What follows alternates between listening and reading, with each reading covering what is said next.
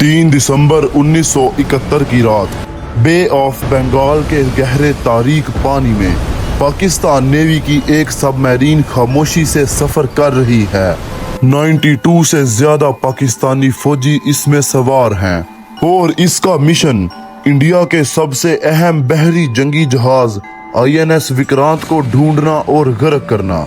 लेकिन अगले दिन जब सुबह होती है, ये सबमरीन अपने तमाम सवारों के साथ समंदर की तह में हमेशा के लिए गायब हो जाती है।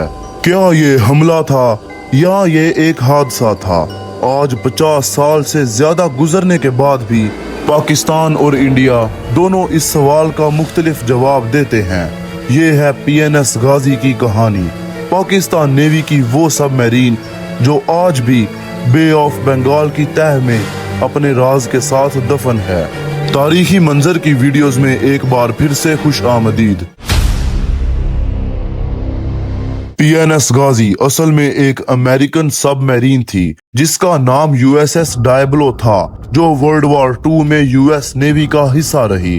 1963 में पाकिस्तान ने इसे अमेरिका से लीज पर हासिल किया और 1964 में ये कराची पहुंची। पाकिस्तान नेवी ने इसे नया नाम दिया गाजी, जिसका मतलब है वो जंगजू जो इस्लाम की हिफाजत के लिए लड़े। एक ऐसी सबमरीन को जिसका असल नाम डायबलो यानी शैतान था, अब एक बिल्कुल मुख्तलिफ और बावकार पहचान मिल गई थी। 1965 की जंग में गाजी ने अपना लोहा साबित किया। ये पाकिस्तान की सबसे ताकतवर सबमरीन बन गई और इसकी सिर्फ मौजूदगी दुश्मन के जहाजों को खौफजदा कर देती थी।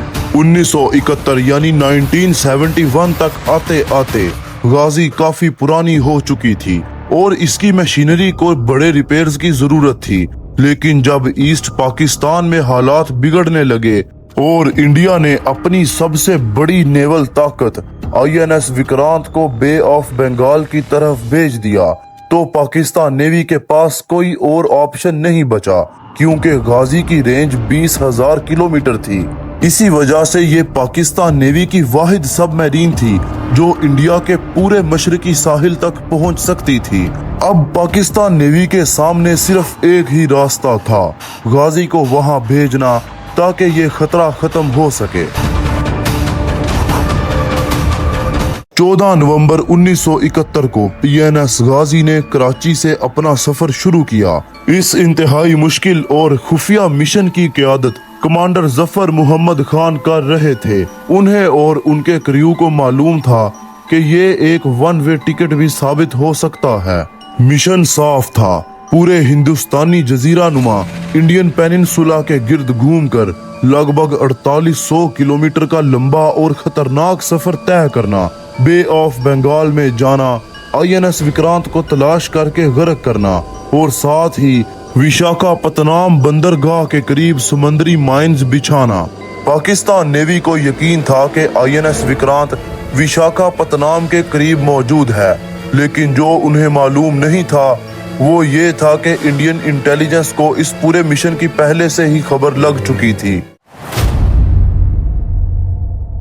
इंडियन नेवी ने एक ऐसी स्ट्रेटेजी बनाई जो आज तक नेवल हिस्ट्री में डिसेप्शन यानी धोखे की एक मशहूर मिसाल समझी जाती है।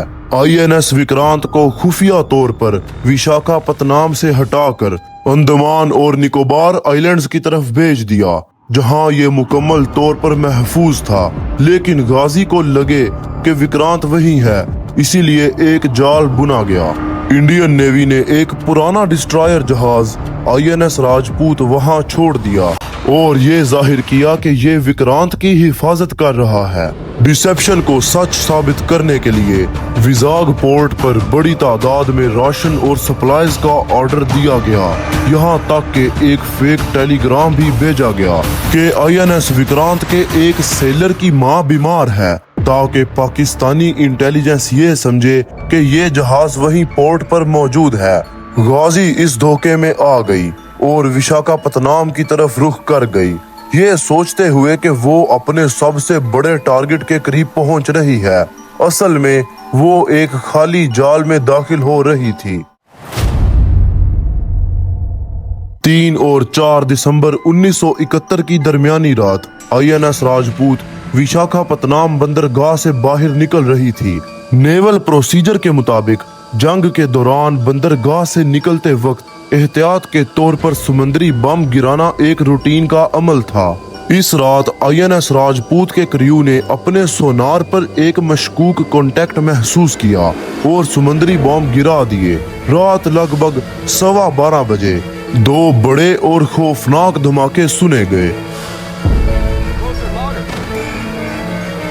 पाकिस्तान की तरफ से नेवल हेडक्वार्टर को गाजी से कई दिनों से कोई राबता हासिल नहीं हो सका था। आखिरकार 9 दिसंबर को पाकिस्तान ने तस्दीक की कि गाजी 3 या 4 दिसंबर की रात को विशाखापत्तनम के करीब डूब गई थी। सबमरीन पर सवार तमाम 93 लोग इस हादसे में शहीद हो गए। यहाँ से शुरू होती है वो बहस जो आज तक खत्म नहीं हुई। इंडियन नेवी का ऑफिशियल मौकफ ये है कि उनके डिस्ट्रॉयर INS राजपूत के डेप्थ चार्जेस ने गाजी को निशाना बनाया और गर्क कर दिया। पाकिस्तान नेवी का ऑफिशियल मौकफ ये कहता है कि ये एक हादसा था। गाजी के अंदर खुद अपने माइंस या हथियारों का अचानक फट जाना इस तबाही का सबब बना, ना कि कोई बाहर से किया गया हमला।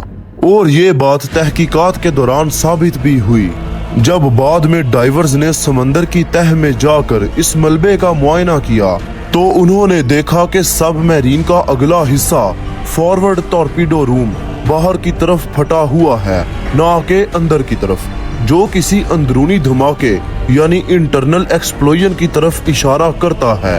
रिकवर की गई लॉग बुक एंट्रीज से भी ये मालूम हुआ कि सबमरीन में हाइड्रोजन गैस का जमा होना एक मसला बन रहा था, जो किसी छोटे से स्पार्क से भी फट सकता था। यानी कि तहकीकात की रोशनी में 2 मुमकिन वजूहात सामने आती हैं। पहली ये कि माइन लेइंग के दौरान खुद अपने हादसे का शिकार होना, और दूसरी ये हाइड्रोजन गैस की इग्निशन होना, यानी हाइड्रोजन गैस का फट जाना। आज तक इंडिया इस पर मुकम्मल तौर पर मुतफिक नहीं हुआ।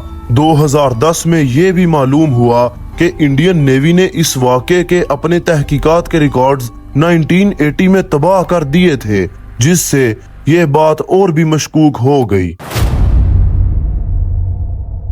PNS गाजी के इस हादसे के ठीक कुछ दिन बाद 9 दिसंबर 1971 को पाकिस्तान नेवी की एक और सबमरीन PNS हंगूर ने इंडियन नेवी के वॉरशिप INS कुकड़ी को ढूंढ निकाला और उसे टॉर्पीडो से तबाह करके गाजी का बदला ले लिया, जो वर्ल्ड वॉर 2 के बाद पहला मौका था जब किसी सबमरीन ने दुश्मन के जहाज को डुबाया। इसके साथ साथ PNS हंगूर ने इंडिया के वॉरशिप INS किरपान को भी बुरी तरह नुकसान पहुंचाया। इंडिया के 2 शिप्स तबाह करने के बाद बाहिफाजत पाकिस्तान वापस पहुंच गई।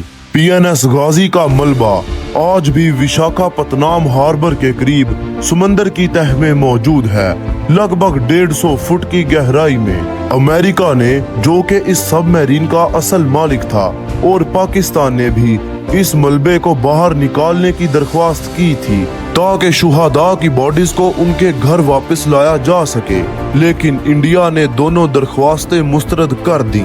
आज इंडियन नेवी इस मलबे को एक वॉर ग्रेव के तौर पर देखती है और वहां किसी को जाने की इजाजत नहीं दी जाती।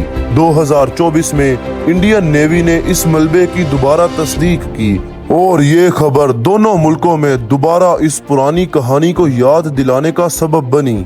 PNS गाजी की कहानी सिर्फ एक जंग के वाक़े की कहानी नहीं, ये एक ऐसी मिस्ट्री है जो जंग के दौरान पैदा होने वाले रिस्क और हादसाती खतरात को जाहिर करती है। शायद असल सच अब भी उस सबमरीन के अंदर ही मौजूद है और शायद हमेशा वहीं रहेगा। कमांडर जफर मोहम्मद खान और उनके साथ 92 से ज्यादा पाकिस्तानी फौजी जो उस रात शहीद हुए, उनकी कुर्बानी आज भी पाकिस्तान नेवी की तारीख का एक बेमिसाल हिस्सा है। अगर आपको ये वीडियो पसंद आए तो चैनल को सब्सक्राइब करें और बेल आइकन जरूर दबाएं, क्योंकि आगे हम ऐसे ही तारीखी वाकयात आपके सामने लाएंगे।